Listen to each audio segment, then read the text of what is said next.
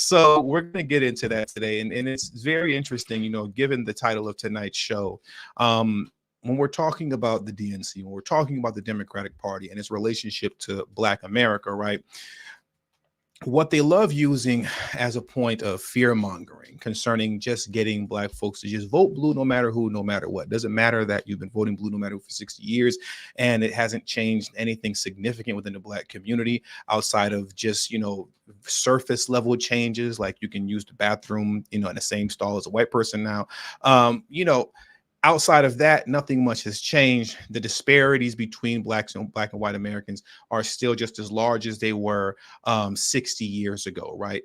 But one of the ways that they continue to fearmonger us into continuing to just simply vote blue no matter who without expecting anything in return, as of recent, is through this thing of voter suppression, the whole voter suppression boogeyman, right?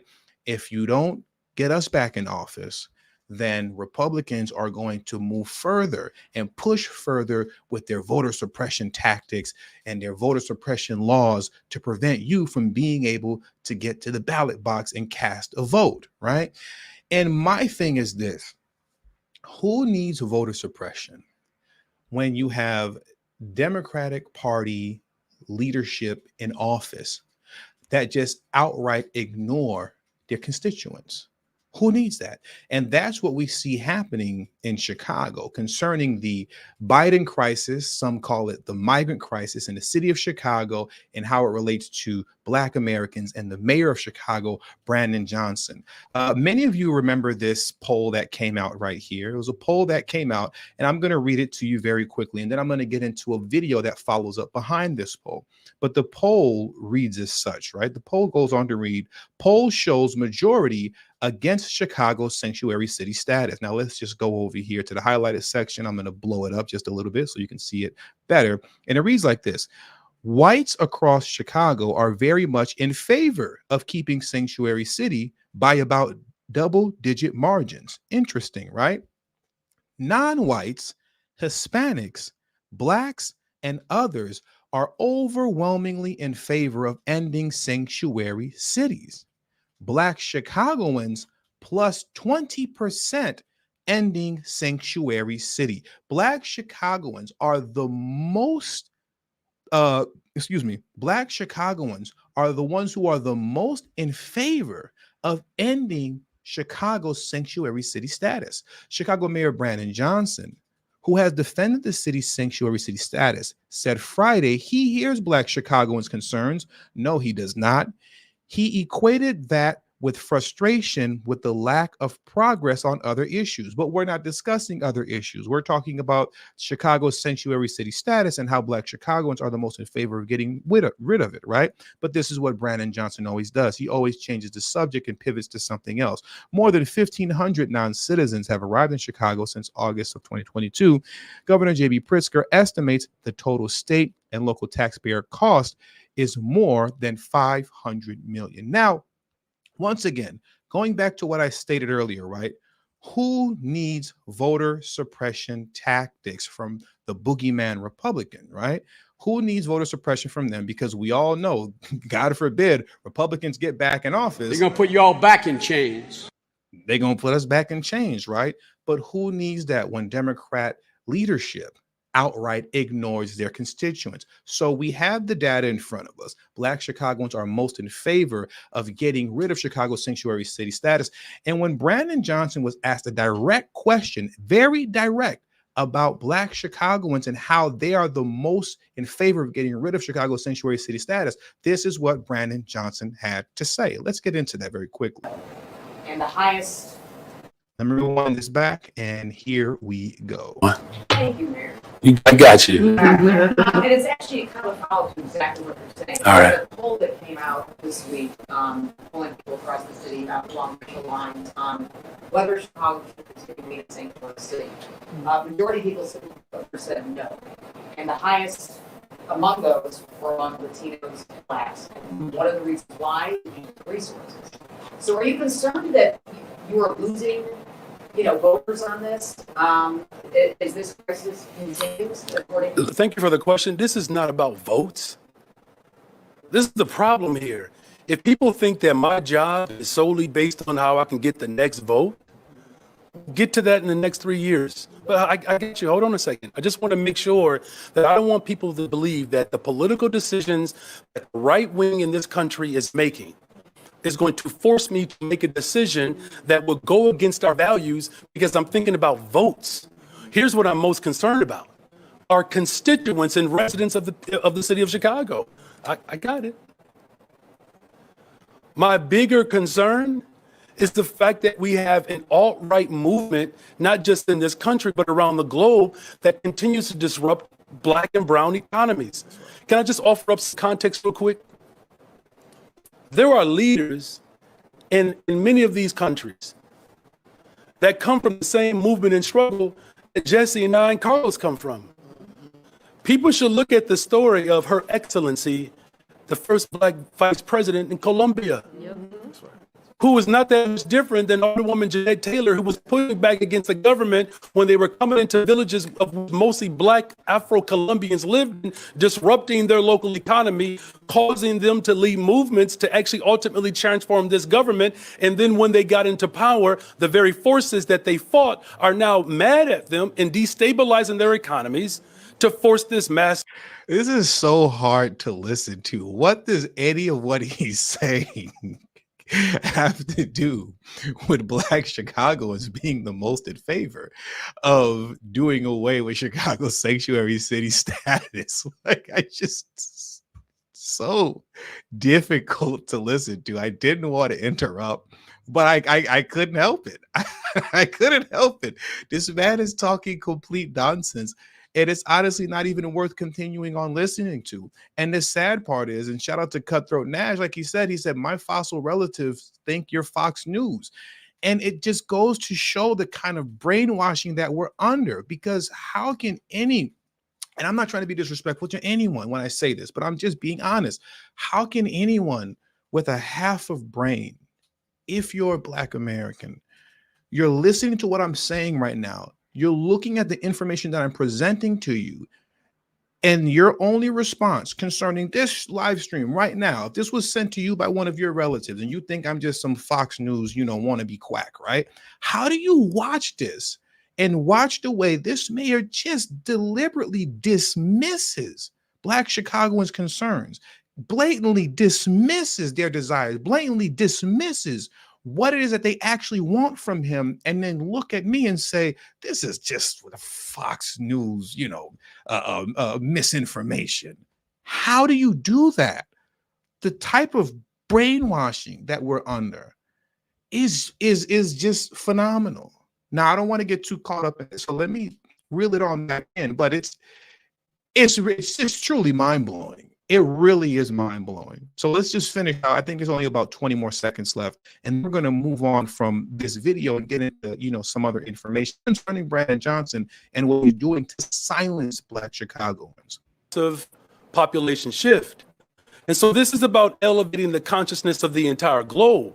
My bigger concern is to make sure that those families, I'm going to speak directly to Black people, that I've made a commitment to invest in the very communities that were disrupted by previous administrations, closed schools, that have closed health clinics, that have shut down public housing.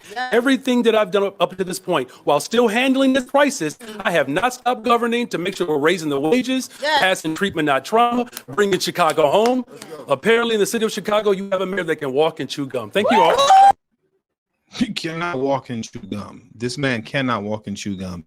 And I've never seen a mayor or any local official who just disappears from the podium as quickly as he does too.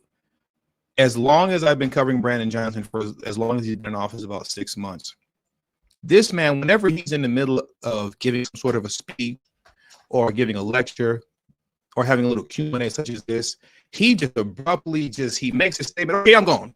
And he just disappears. It's amazing. But let's carry on into the meat of today's stream and what I really wanted to talk about, right?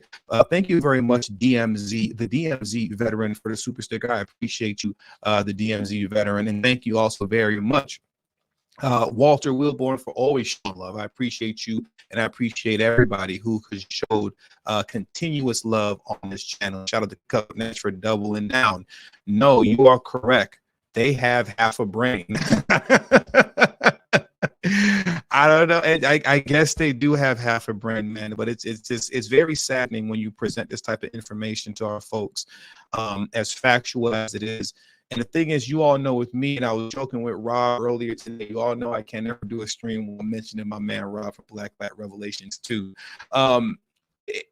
You guys know TD got the clips. If you all know anything about me, I stay playing clips. I stay playing video evidence of the things that come, the words that come out of these folks' mouth. Like when Jamal Bowman was asked a very direct question by Tiffany Cross, and Tiffany Cross asked him, what exactly does the Congressional Black Caucus do for Black America? And he completely talked around it as if she did not ask him that question. And you'll play that for our people, and they'll just dismiss it and say that this is Fox News garbage. It's really upsetting, honestly. It's really upsetting. But once again, I don't want to get too carried away on a tangent.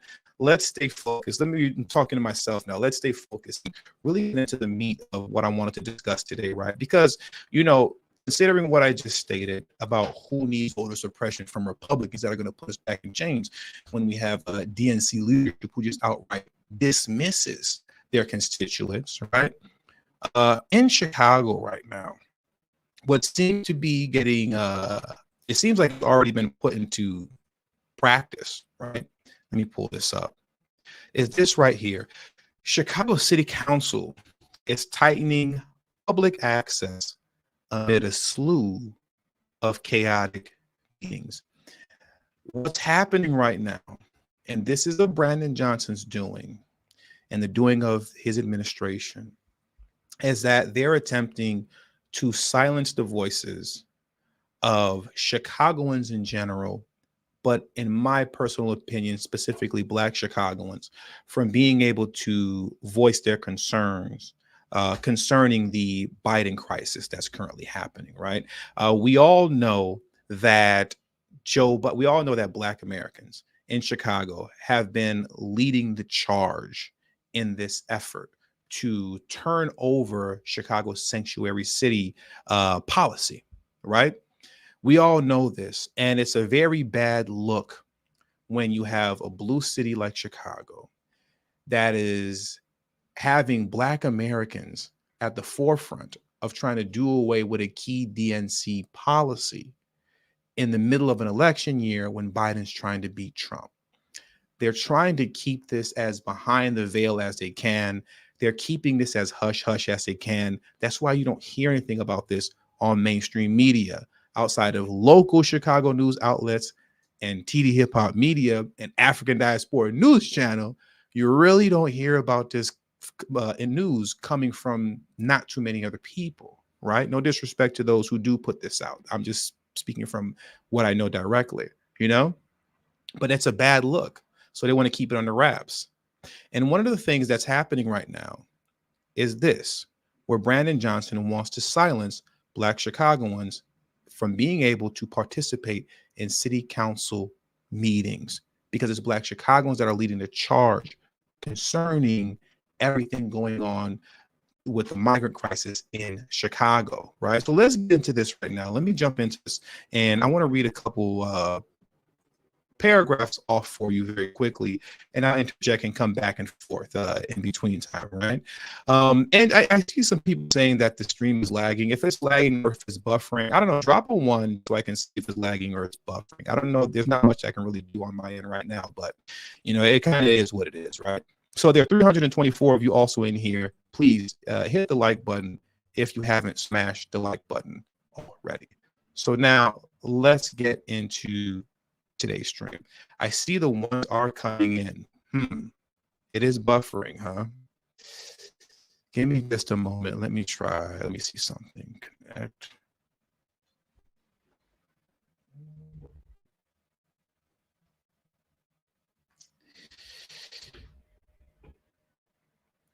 Yeah, I'm not really sure What that is, I'm not really sure why it's buffering, but we're just gonna have to power through it, and hopefully this isn't too lopsided and up and down. But let's get into this article right now. Let's jump right into this because I can't see why it's buffering on mine. On my end, everything seems clear.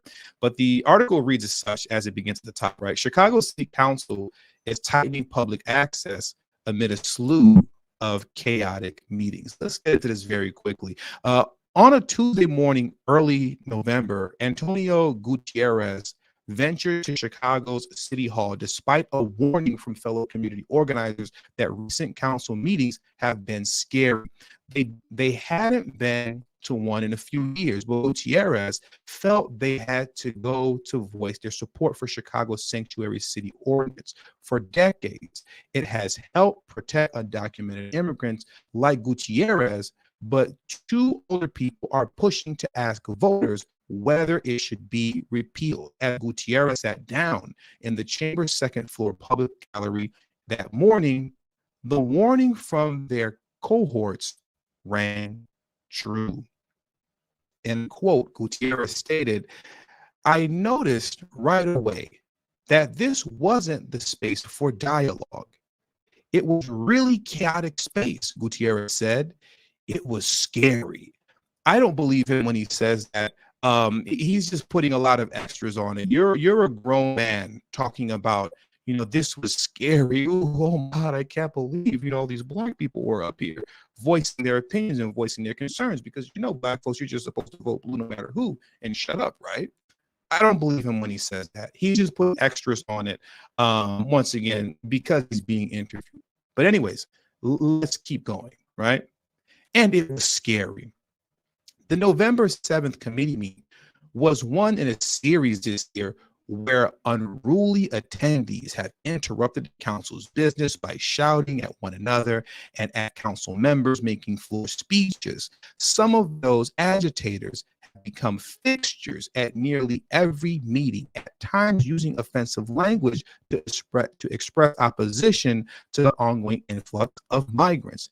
The meetings have worn on the patience and energy of the city council and called into question the safety of all the persons and their staff. Now, the team in charge of security for the city council says it is instituting new rules in an effort to keep meetings in order, right? Now, under new protocols outlined to WBEZ by the committee, only people who have been invited by public officials or have otherwise coordinated a special visit to a city council meeting, such as a school field trip, will be allowed to the open second floor gallery of the council. Why is that significant? The second floor gallery of the council. The second floor gallery of the council is where you get to speak at. The second floor gallery of the council is where the mic is at. So when you're on the second floor, you can speak your piece and say what it is that you want to say. If you're on the third floor, well, we'll see how that works out as we carry on with what it's like being on the third floor. But that's unbelievable, right? Let me move back into this. Isn't that unbelievable? So now you can only come if you are either invited by a public official or have otherwise coordinated a special visit to a city council meeting, such as a school field trip. So they're making sure those who are able to come to city council meeting are properly vetted, either properly vetted adults or children. That's it. That space includes rows of chairs situated directly behind council members. That space is normally filled by members of the public on a first come, first served basis, but that first come, first served basis is no more. You now either have to have a special invite or it's a school field trip, right? So once again, they're making sure it's thoroughly vetted. Instead, according to the Rules Committee, members of the public who sign up to speak or come to watch council proceedings without an invitation will sit on the third floor balcony above the chambers, which is closed off by a glass barrier. Are you serious? They're putting those of you who came without an invitation essentially in a glass cage on the third floor. You're going to be in a glass cage on the third floor where you can watch if you want to, but even if you scream, we won't hear you because Brandon Johnson's not interested in anything that you have to say. Moving forward, they're going to make sure at every city council meeting, everyone is well vetted. So they will not have anyone who is in extreme opposition to their point of view, right? They're going to be well vetted to make sure no one is in extreme opposition to their view and that it's either an adult that fits that criteria or it's children who are on field trips. Everybody else, you go to the glass cage on the third floor if you still feel like showing up. But one thing is for sure, you're not going to speak. How is this democracy? This is unheard of. I've never even heard of anything like this happening before. But once again, what you need to do is worry about the Republicans because they're going to put you all back in chains. They're going to put y'all back in chains. That's what they tell us, right? But the Republicans aren't controlling Chicago. Democrats are controlling Chicago. And instead of putting y'all back in chains, they're putting you in a glass cage on the third floor if you so choose to come to city council meetings without an invite, or if you're not a child on a field trip. Amazing. Now let's get back into this because there's a lot more to get into concerning the specifics. There are 386 of you all in the stream right now. Please hit the like button if you haven't already. But let's jump back into this, right? And we're actually almost going to wrap this up pretty shortly. Committee chairmen are also now starting meetings by reading aloud. Oh, this is very important. I remember this part. Excuse me for that kind of interruption that I just did. Committee chairmen are also now starting meetings by reading aloud a set of guidelines for public spectators, reminding them that they are banned from things like using profanity or shouting over others. That will give the sergeant at arms firmer ground to stand on when they need to remove spectators from the chambers, the Rules Committee told WBEZ. Translation: we're going to lock you all up in headlocks and drag you up out of here if we don't like what you're saying. If we don't like what you're saying, we're gonna snatch you up and remove you. That's what we're gonna do. Brandon Johnson's gonna get you out of here one way or another. So if you're up there on that third floor and you're over there trying to speak and say something and hey, this isn't right, even though you're not on the mic, but you're in that glass cage, oh, they're going to come get you up out of there. Brandon Johnson's boys are going to remove you out. Wow. Okay.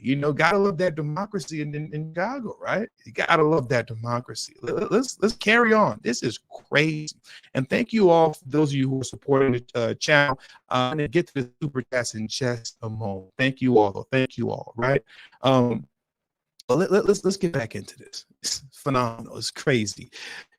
Keeping meetings in order is also the responsibility of the mayor. I have that part highlighted in blue because that's really important for us to remember. Keeping meetings in order is also the responsibility of the mayor. That lets us know that this is all of Brandon Johnson's doing. None of this moves forward without Brandon Johnson's okay. Mind you, remember, Brandon Johnson's the progressive, right? He's the super progressive liberal. I didn't think progressive liberals participated in nonsense like this. That's crazy to me. Keeping meetings in order is also the responsibility of the mayor, who has been reluctant to have disruptive spectators removed from the public gallery. One good government advocate say that allowing more public comment, even if at times unruly, is good for the city's democratic process. I think Johnson's initial instincts have been to let people have some outcry. Jeffrey Cubbage said, a policy analysis for the Better Government Association. And I think those are good instincts. At the end of the day, City Council is going to get its business done, even if they have to listen to some hooting and hollering from the gallery for a little while before they get there. That's not the end of the world. I don't think that what we're seeing is really terribly unreasonable by standards of most parliamentary bodies. And I have to agree with him on that concerning the standards of most parliamentary bodies. Have you ever seen what is it? Have you ever seen like UK politics before? Have you ever seen like UK politics? Have you ever seen like in the UK, their parliamentary body and the parliamentary body of a lot of other governments overseas? They go crazy over there. These folks are shouting, screaming, and yelling. Wow, I am really buffering badly. That's crazy. I don't know why that's happening. But it is what it is. I'm like streaming like 144p. That's nuts. Okay, let's get through this. I'm looking at this on mine right now. I know it's this bad. Ooh-wee. I don't know what's going on. But anyways, if you that looks nuts. If you've seen, UK Parliament and they get down over in the UK, these folks are screaming and shouting over each other. It's a whole mess in the UK as well as in other governments across the world. What we've seen in Chicago thus far is truly nothing. It really is. It's nothing. And it's only been for such a short period of time that this has been going on. But the problem is that it's happening, period. And it shouldn't be happening. This isn't what's supposed to be happening in a vote blue no matter who state like Chicago, especially concerning Black Americans. You guys are just supposed to be falling in line and doing what you're told. But that's not what's happening. For some Black Americans, for a good deal of them in Chicago, it appears as if they're breaking training. And that's the problem. And because they're breaking training right now and they're veering off from their normal vote blue no matter who patterns where they go along to get along. Well, now we have to implement new rules and put those new rules in place that bar Black Chicagoans from being able to have a voice. Now, here's an update on what's going on concerning that ruling right now from the same website. And this article reads, and then we're going to wrap this up. Chicagoans will need an ID and a reservation to sit in the main chamber of city council meetings. Let's get into this. And there are 353 of you all in a live stream right now. Please hit the like button if you haven't already. And let's jump into this article here. The city of Chicago published its new seating arrangement policy for city council meetings to the clerk's website Friday. It blocks off the typically open second floor for council staff, those who reserve a seat, and those with access needs, and those with access needs who reserve a seat. Those with access needs, meaning those in a wheelchair. The new policy states, others will be seated on the less accessible third floor. People who reserve a seat for the main floor need to present a city, state, federal, or school ID to access the second floor chambers, according to the posted policy.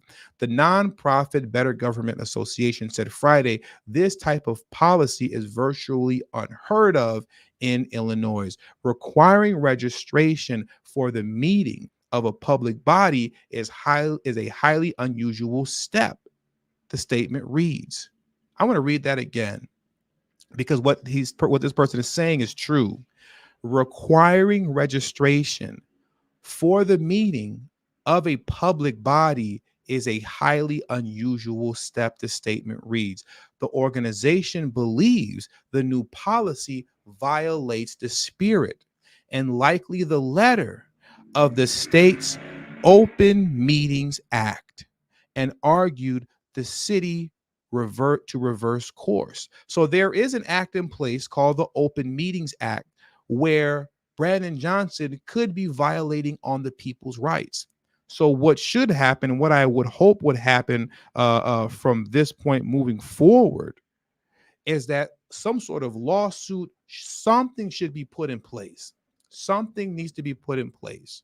Some sort of lawsuit needs to happen that blocks this ruling that Brandon Johnson is attempting to put in place.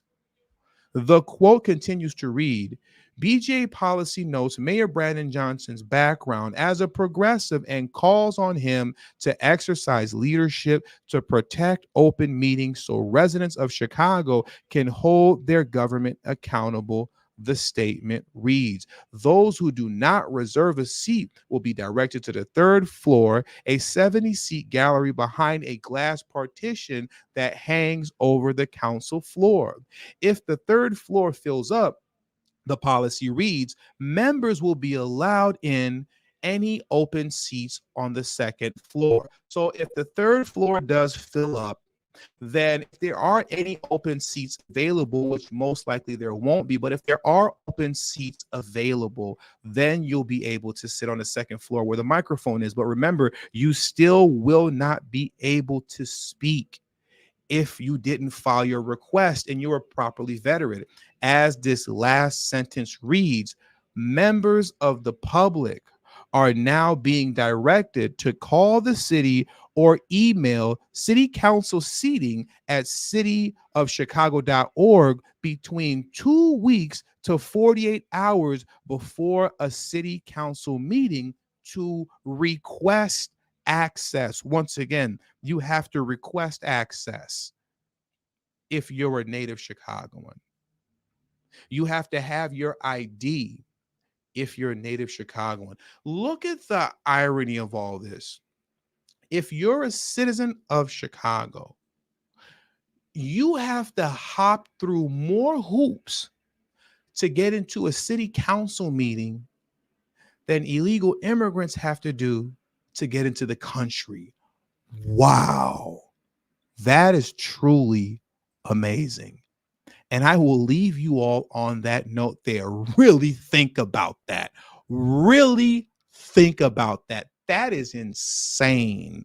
In Chicago, the citizens of Chicago have to jump through more hoops to get into a city council meeting than illegal immigrants have to do to get into the country.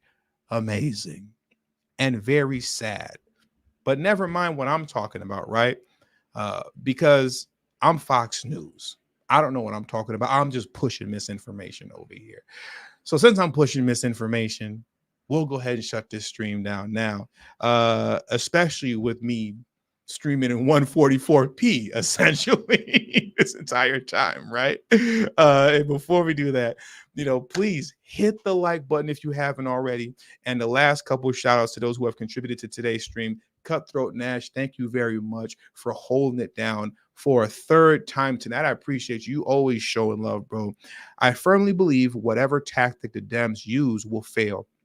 History has shown that Black Americans lead damn near every major revolution. They can't silence us. I don't think the Black Chicagoans will be silenced. I think that they will find a way to overcome this hurdle as well.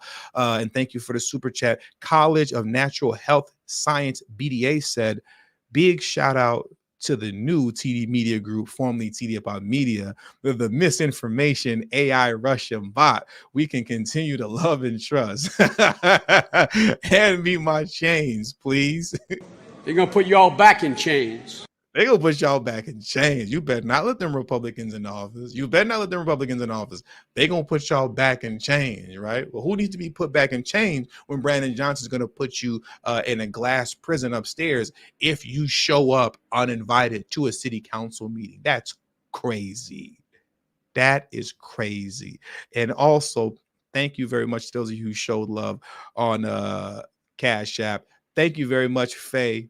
I appreciate you showing love on Cash App. And thank you all for joining me today and sticking by me, because I know the stream was a little rough. It was laggy. I don't know why that is, but I'll figure that out for the next stream. So hopefully this won't be an issue. So with all that being said, that does it for today's stream.